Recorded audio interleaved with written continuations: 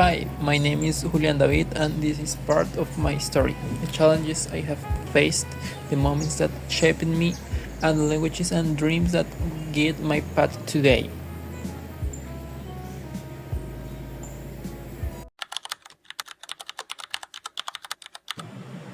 One of the hardest moments I faced happened back in 2018. I injured my ankle in a very careless way. I jumped from a second floor thinking everything would be fine because I had done it before. The pain was immediate and overwhelming. For a moment, I thought something had snapped. The situation only got worse when the response from the adults in chairs wasn't very helpful. My mom was told in the worst possible way that my foot might be broken. And of course, she panicked. After hours in the hospital, I was left unable to walk properly for a week. Still, little by little, I learned to manage. I moved around however I could, and thanks to a few friends who brought me notes and homework, I didn't fall behind. That moment taught me that I am not invincible, and that even painful experiences can teach you something important.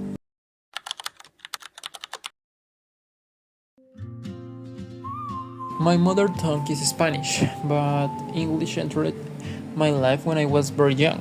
My aunt, who has lived in the USA for many years, tried to introduce me to the language. I only repeated small phrases, but it woke up a curiosity on me. Later in school, English became a real struggle. I remember feeling embarrassing during a quiz because I couldn't answer something as simple as body parts. Things changed in 2016 when my aunt encouraged my sister and me to study at the Colombo Americano.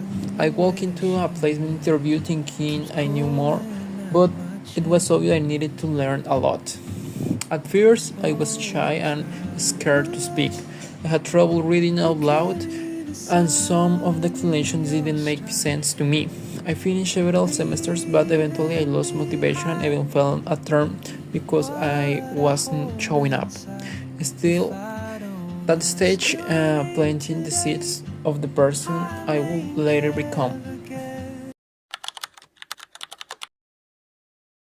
A few years ago, I had to make one of the biggest decisions of my life.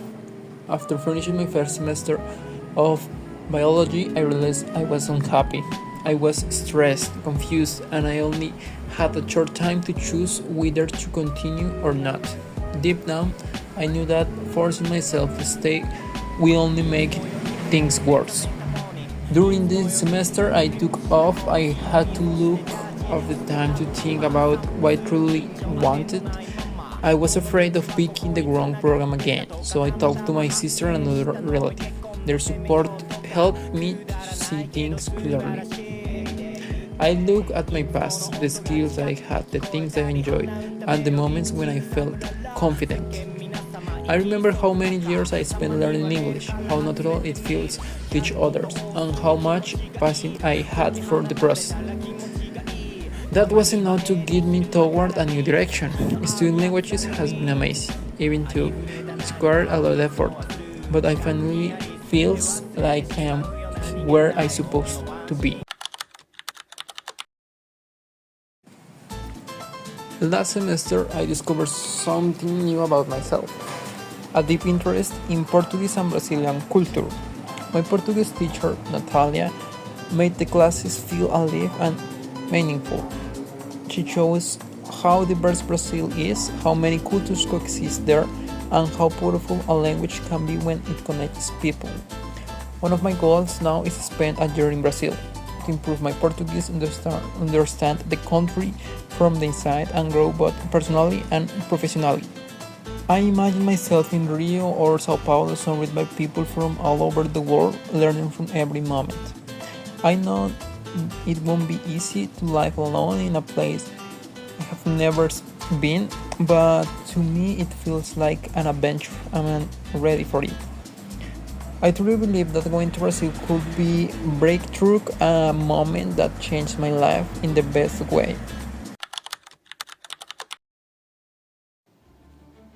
These moments, the challenges, the languages, the dreams have shaped whom I am today, and they continue guide the person I want to become.